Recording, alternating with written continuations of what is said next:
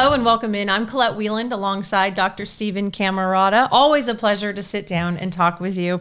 He's an author, professor, a child development expert. Today we're going to be talking about life with your late talking child. And I'm excited to talk to you in particular because you have such a unique story. For those of you who do not know, Steve is a late talker.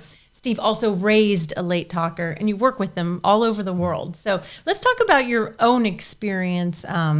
You didn't know you were a late talker till your mom mentioned it. What were you? Yes. Childhood and. Yeah. So I know that, or she told me that she took me to the pediatrician because she was worried about the fact that I wasn't talking. And then she tells me that I started talking when my sister was born, which was when I was about 3.5. So probably, I mean, when you do it this way, exact information is a little difficult because when I was young, we didn't really do assessments until you hit school. And so I was talking by the time I went to school. But there's pretty good reason to believe that, in fact, I'm a late talker. And then part of it is... You have all the personality. I was going to say, there's a lot of temperament things that really align with it. And actually, I got a note from a father who had read my book, and he was really complimentary. He's actually a physician. And he has a late talking son, and then he was kind of doing some background work, and he found that he himself was a late talker. And based on his letter and so on, I'm like, I bet this guy was a late talker. So there's certain traits that go along with it. So and they there's stick good with you reason for to life. Yeah, they are. So I mean, the things that happen early on when you're late talking and the interfaces with school and all those kind of things are really thinking about like adjustments in learning and if you have to have tutoring or speech pathology services or whatever it is. Over time, you won't necessarily have to have that. You might, if a child has late talking, that's a symptom of something that's more lifelong. But generally, these basic traits really persist, really for the whole life, And so when I talk about late talkers, I'm really not only talking about the different categories, but I'm really talking about kind of temperament and basic ways of seeing the world that's pretty unique to late talkers.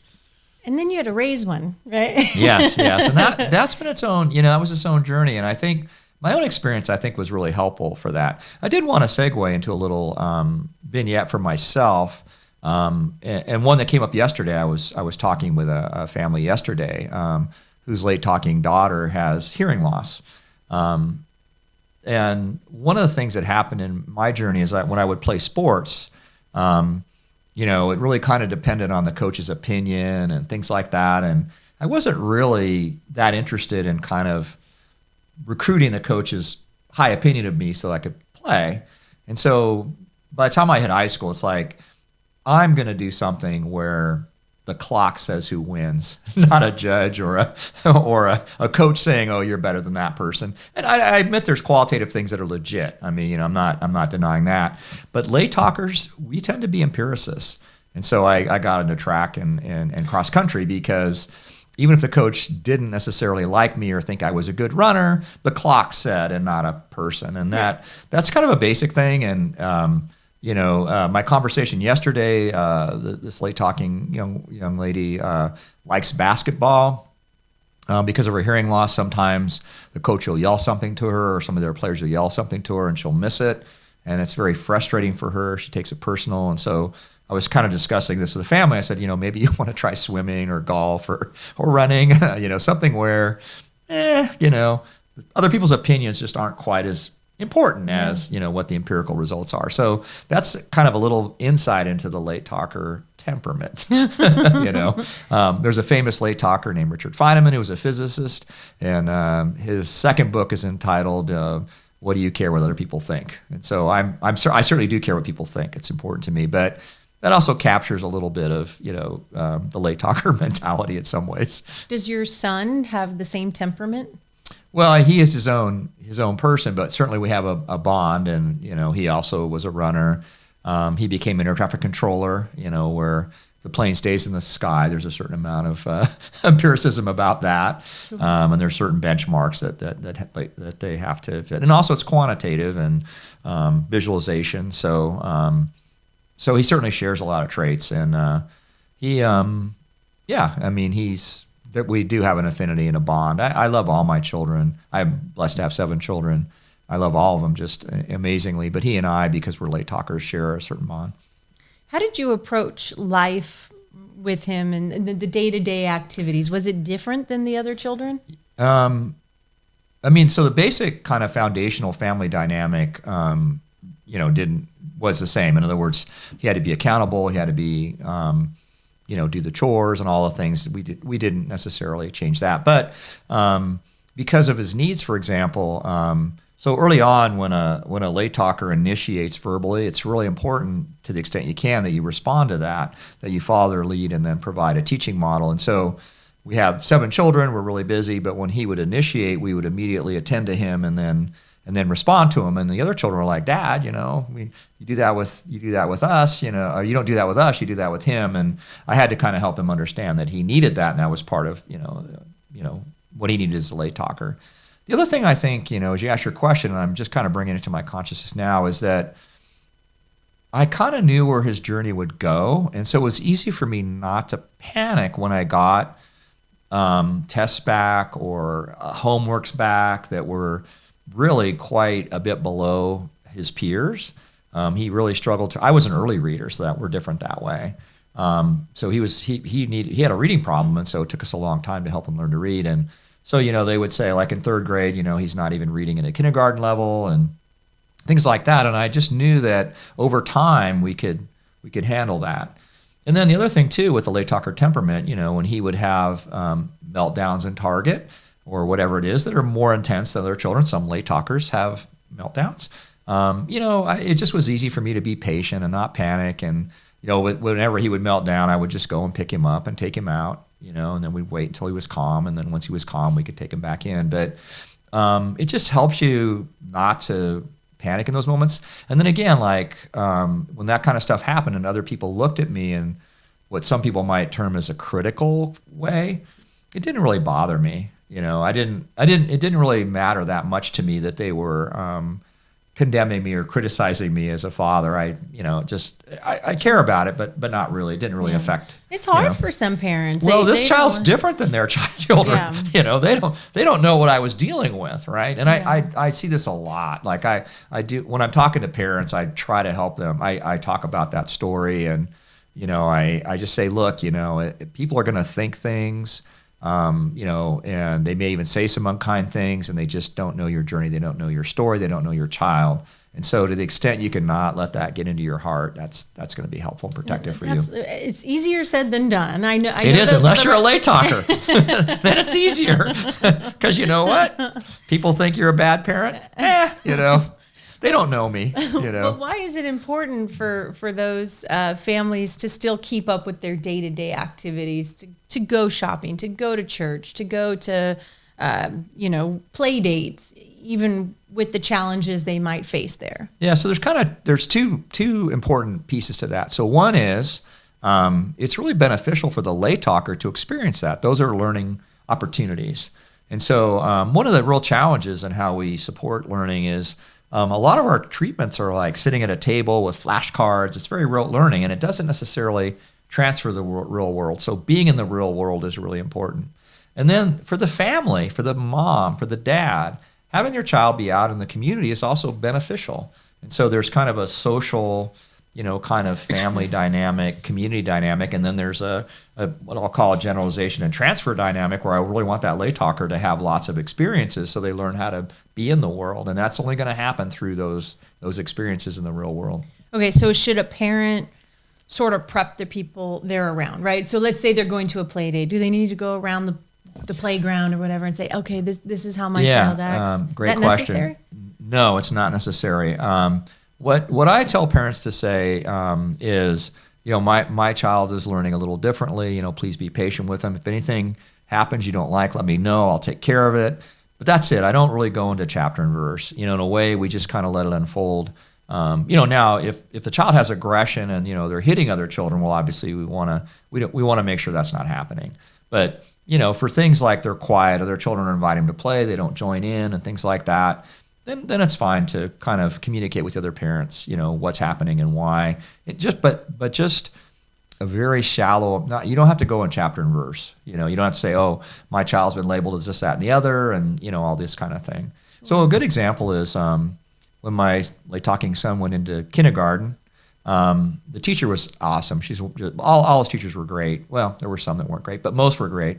And we went to her and we said, he really has trouble understanding what you say to him before school started. So we were priming it.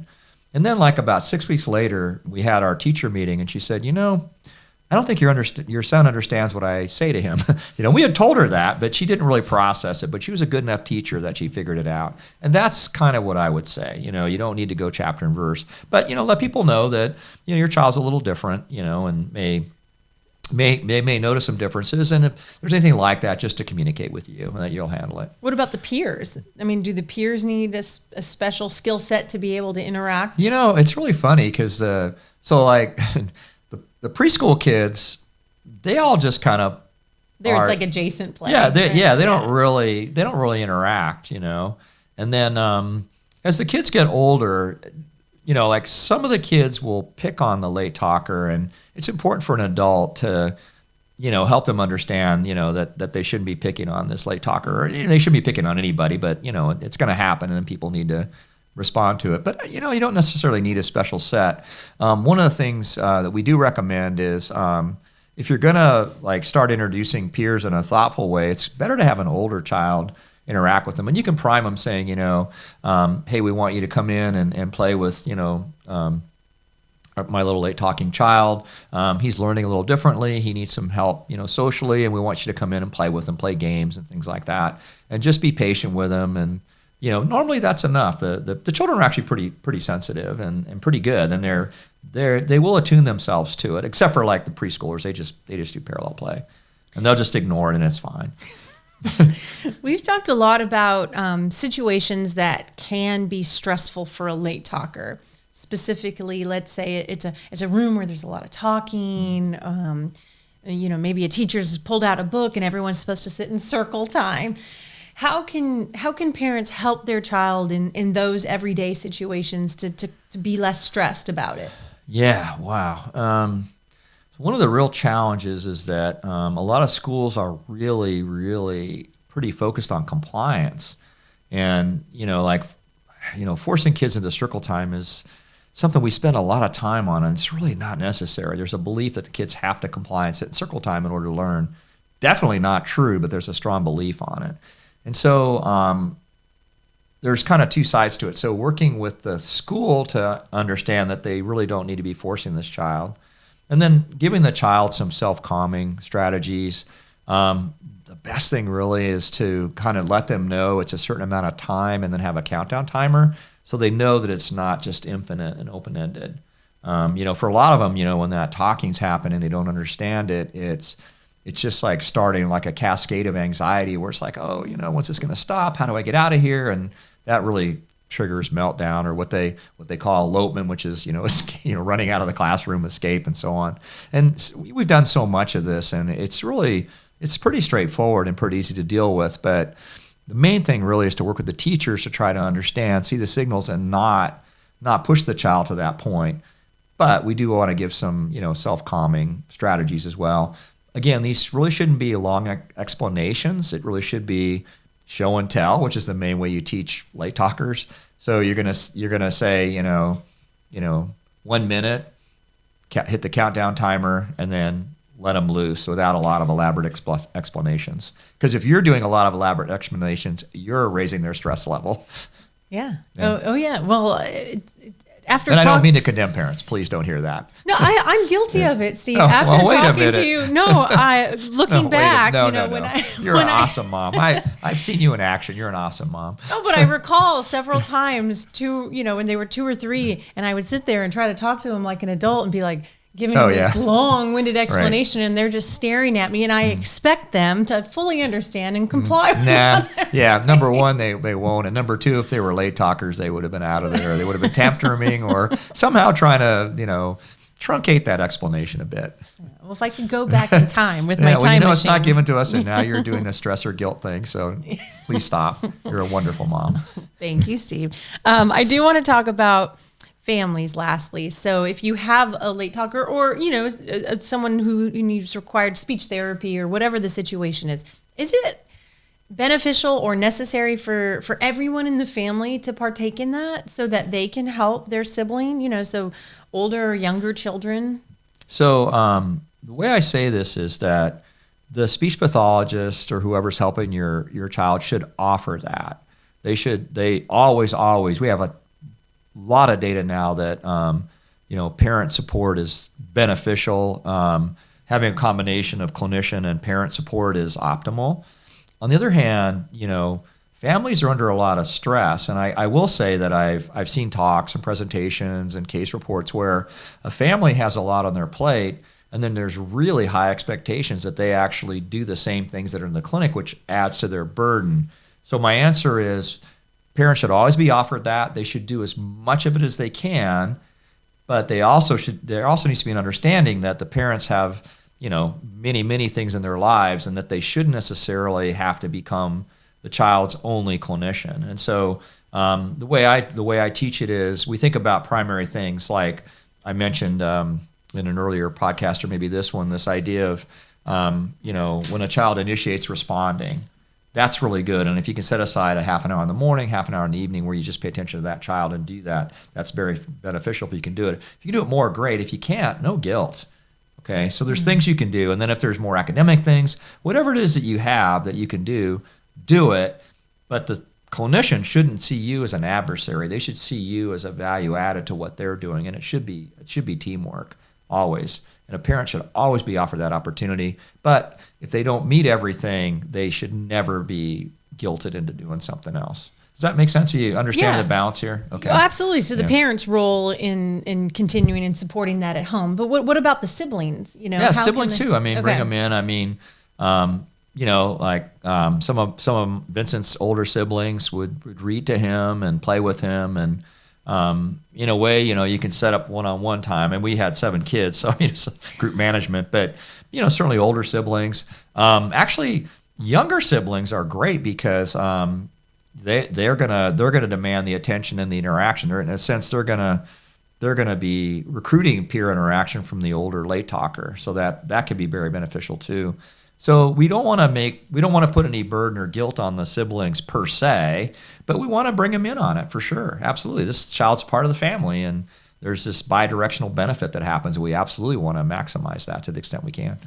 We want to invite our listeners to drop questions for Steve. If you have more specifics or you want to get in the weeds of anything that we've talked about here or any of the previous episodes, please do comment below, because I know you and Mary always get to respond to those.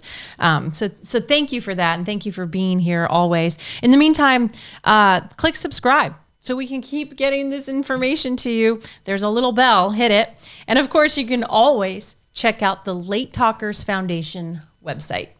And always remember, the best thing for your child is you.